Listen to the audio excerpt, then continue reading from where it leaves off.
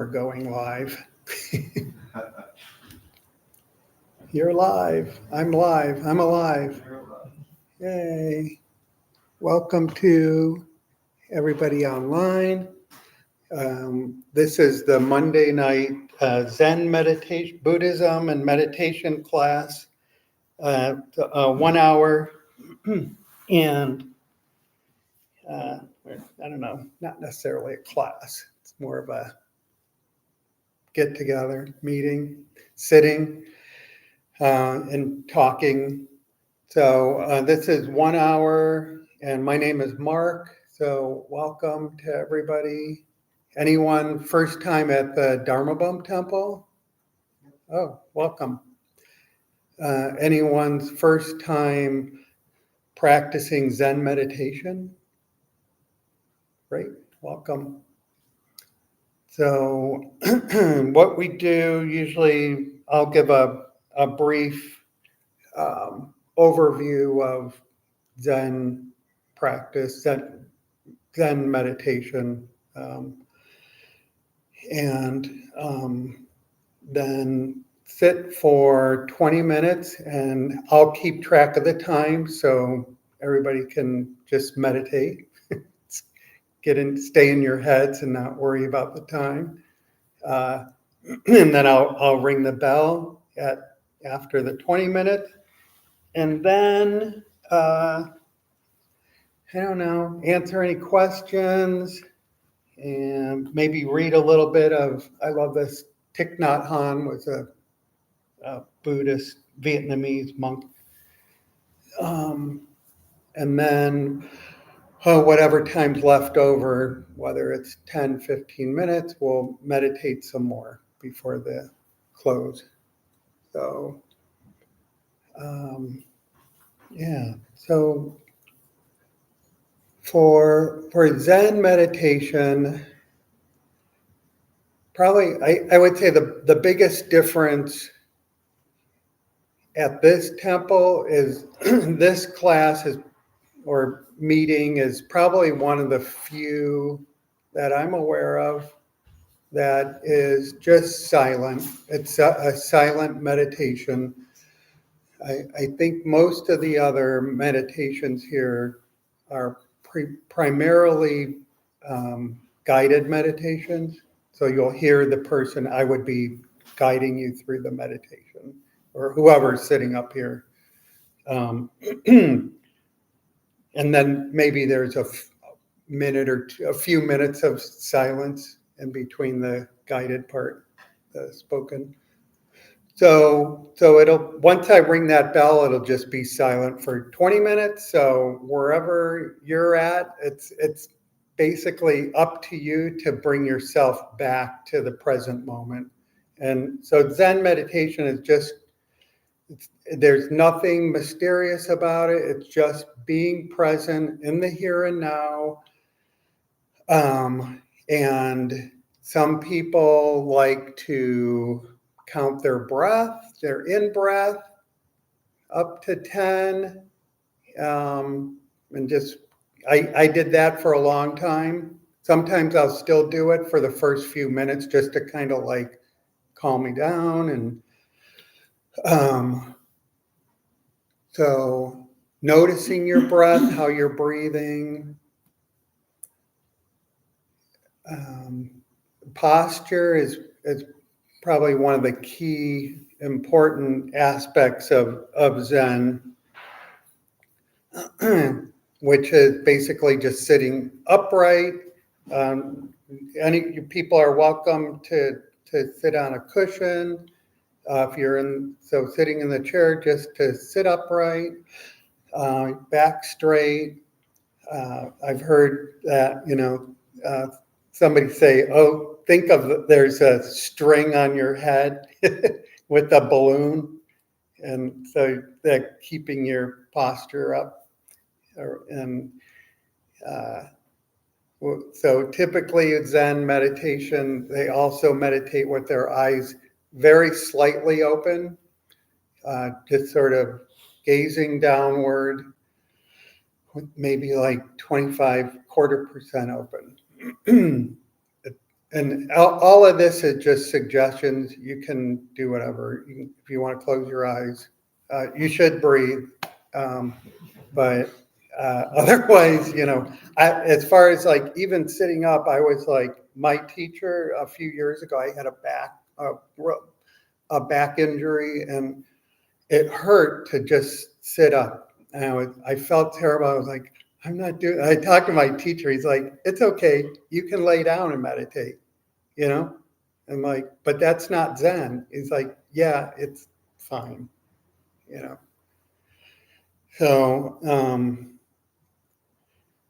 So that's the other thing is like getting caught up in, am I doing this right or wrong? A lot of people, they stop meditating because they say, oh, I can't meditate because they think there's a right way and a wrong way to meditate. So just to be kind, to be compassionate towards yourself when you're meditating. Typically your mind's gonna go off, and you're gonna be thinking about, you're gonna start daydreaming. Yeah, that's not technically meditating, you're daydreaming. So just once you recognize, like, I'm thinking about whatever conversation I had today with somebody or whatever issue, just kind of gently bring yourself back to the here and now, to this room, this silence. You might hear traffic going by, or airplane overhead, or people talking outside. And just not to beat yourself up, just to be compassionate towards yourself. There's no goal, there's no end point. Zen meditation is just this is it, just being here in this moment. You're never going to be in this room again for the next hour. Just be present. So the posture is important. Noticing your breathing. Is it fast or slow? Generally, it'll even out over time. Your thoughts come and go. Let them come and go. Come back to the moment. Come back to your breath. I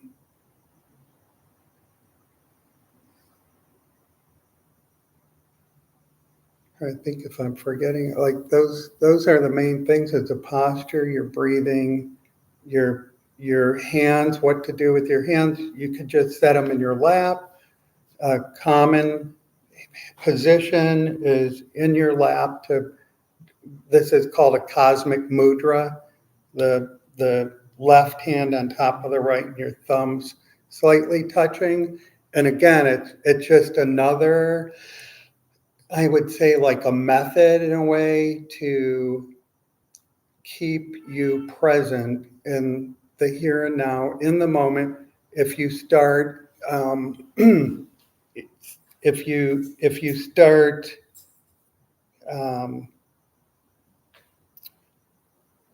like falling asleep or something, or you're somewhere else, often your thumbs you'll notice, like your thumbs will separate the fall. So this is just one more thing to keep you present and alert. Or you can just like put your hands one over the other, or just in your lap, up or down. So, any questions? No? And if anybody has any comments or questions online, feel free to put that in the chat box. And thanks, Laura, for your comment about kindness and compassion to all. Thank you. So, all right, we'll go ahead. I'm going to set the timer for 20 minutes.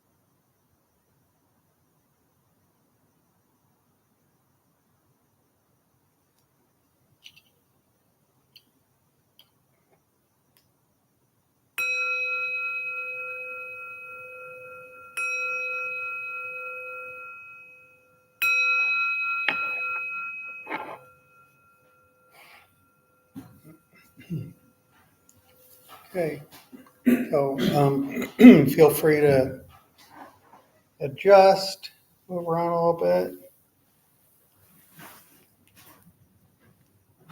If this was a Zen center, we might break out some green tea and biscuits and pass them around and have a little informal discussion. Cool. No food and drink allowed in here, by the way. So I guess we can't do that. Does anybody have any questions or comments or share how that was?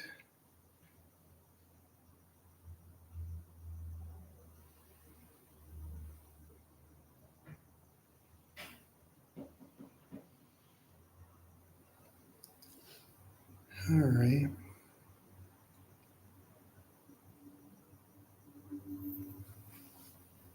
Let's see here. I think a little couple paragraphs here in this book. It's called The Heart of Buddha's Teachings by Thich Nhat Hanh. Transforming suffering into peace, joy, and liberation.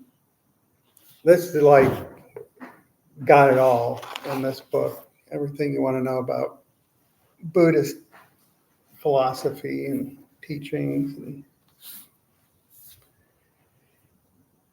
so let's see here.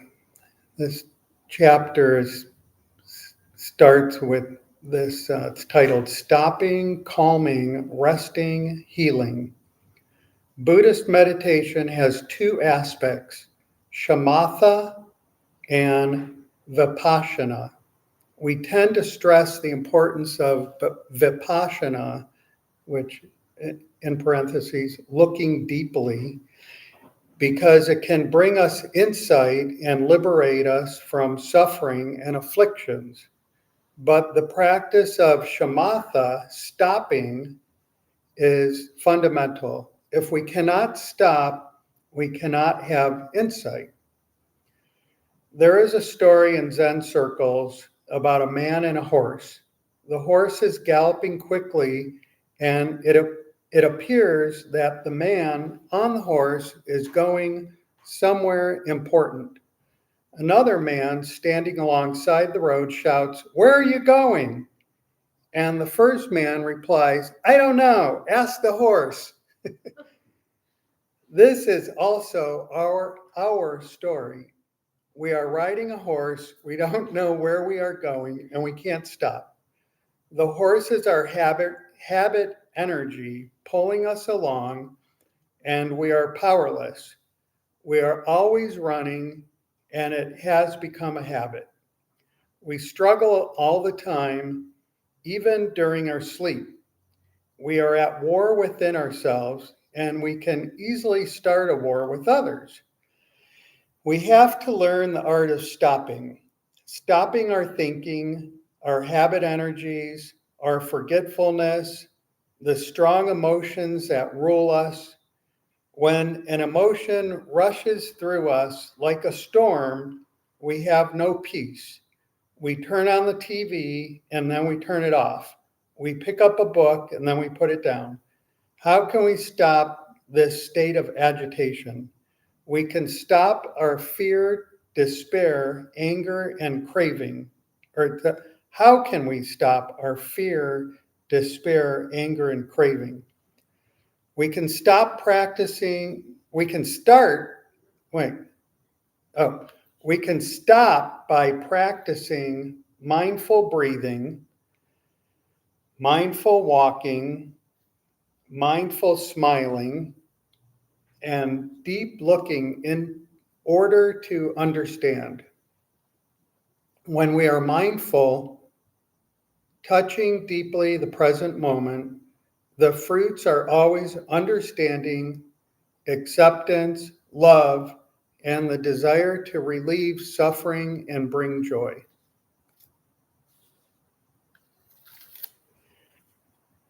So, easier said than done, huh?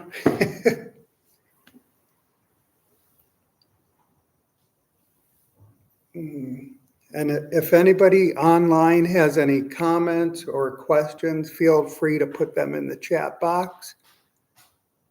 And Laura, thanks for your comment. Thanking for sharing that writing really spoke to me. Great. I'm glad that it spoke to you. Feel free to write more, and I'll share it with the group. If anybody has any comments on what I just read, feel free to share it with the group. About stopping, yeah. More like a question. I'm into Zen. Is there insight meditation at some point, or is just always like just be mindful about the breathing? So can you repeat your question about it, the meditation? At some point, it's gonna be like insight meditation, where you like bring your attention to. So for Zen meditation, it's not focused on a particular idea or topic, or there's no one particular focus for Zen meditation. Yeah. So yeah. Did that answer your question? Yeah. Yeah. I want to say that there is a focus. Like, you think like, well, what's the purpose? Like, what is the focus? Is just being present. If there is any sort of focus, it's just being about being present right here in this moment, right here. I've been attending I started practicing Zen meditation in Cleveland, Ohio, where I used to live. I still practice with that group, although now it's mostly online because I live here. But my teacher, I've had the same teacher from that Zen center almost 10 years now. And he keeps repeating about just this is it. I was like, what do you mean just this is it? It's like just this is it. Like just being in this moment it's all we have, really, when you think about it. And the way he teaches it is that, we get so preoccupied, like it says in the book about stopping, we turn the TV on, we grab for a book, or I'm guilty of grabbing for my phone.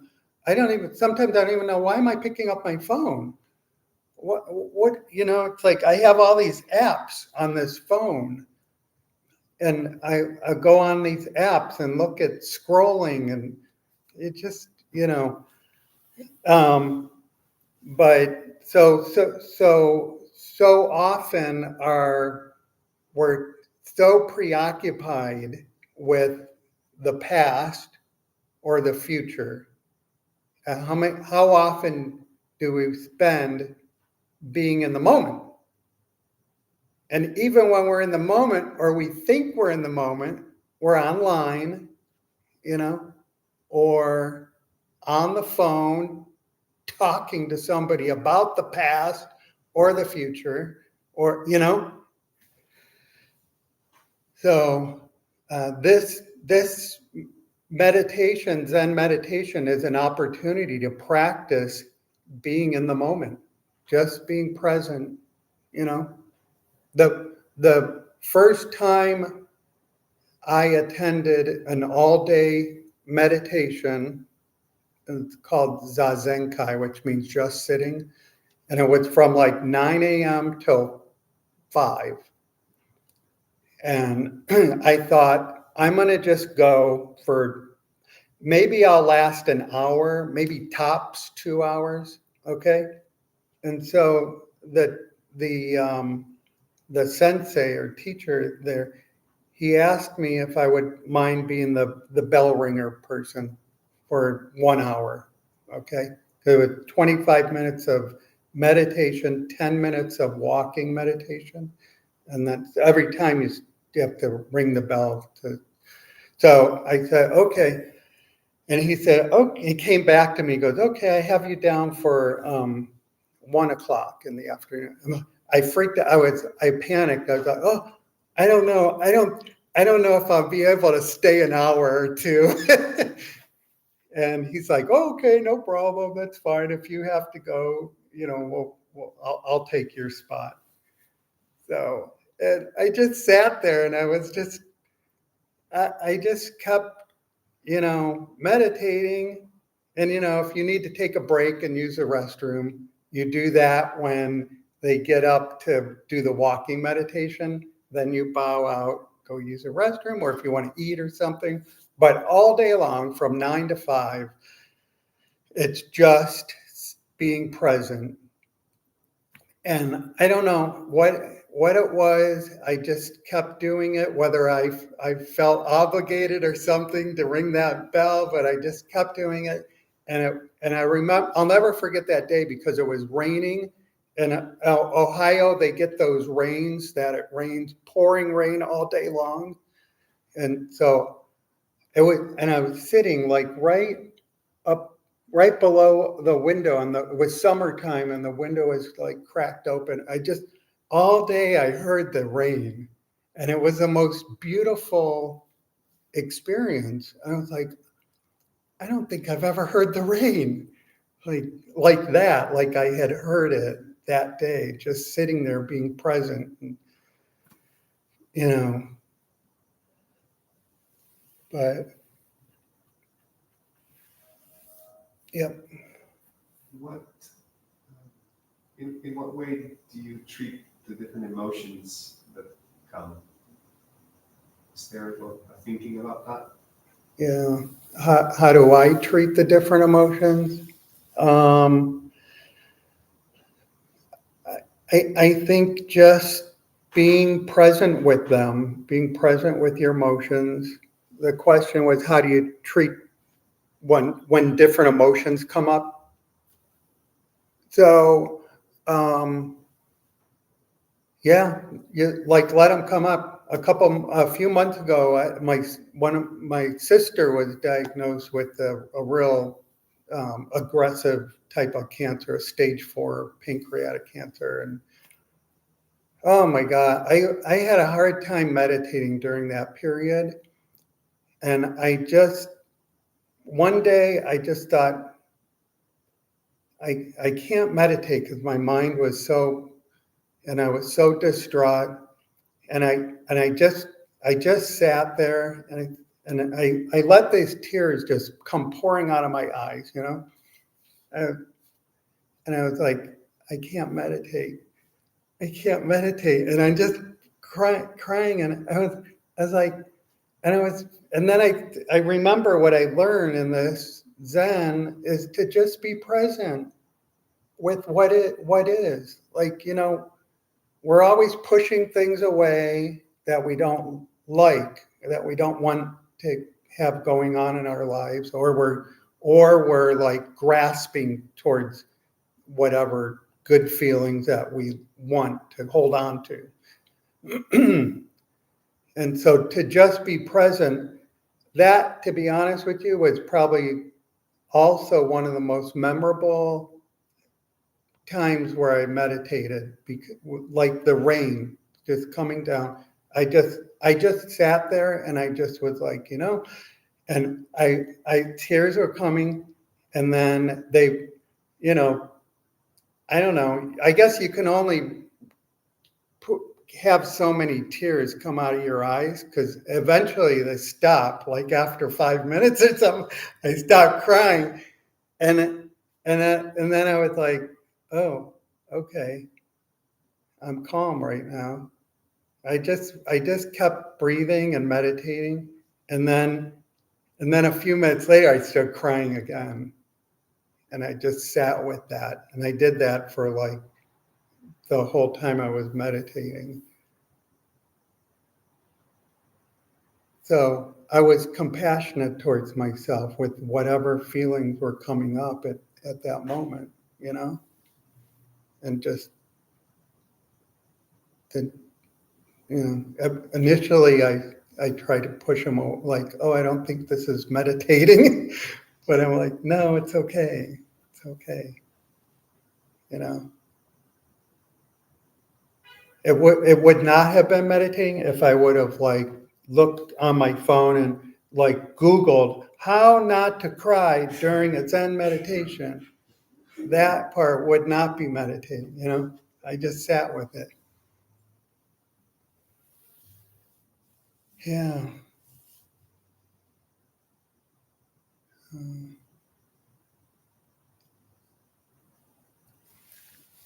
Okay, no comments online. Uh, Anybody have any other comments or questions? Let's see, what time is it? So it's 7:47. So Vicky, I should end at like 7:55? Yeah. Okay. I'm not good with math, but I think that's like 8 minutes. Okay, 8 minutes. All right.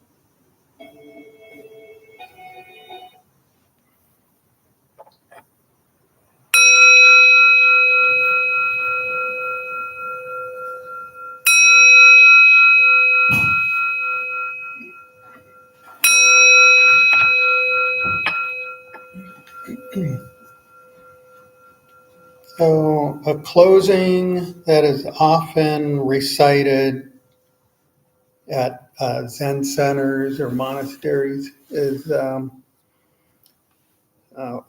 just read this. Sentient beings are numberless. I vow to save them. Delusions are inexhaustible. I vow to put an end to them. The dharmas are boundless. I vow to master them. The Buddha's way is unattainable. I vow to attain it. So, thanks everybody for coming. Come back. You're welcome. We're here every Monday. I also, if you're interested in deepening your Zen practice, there's a lot of Zen centers online that have meditation that's free.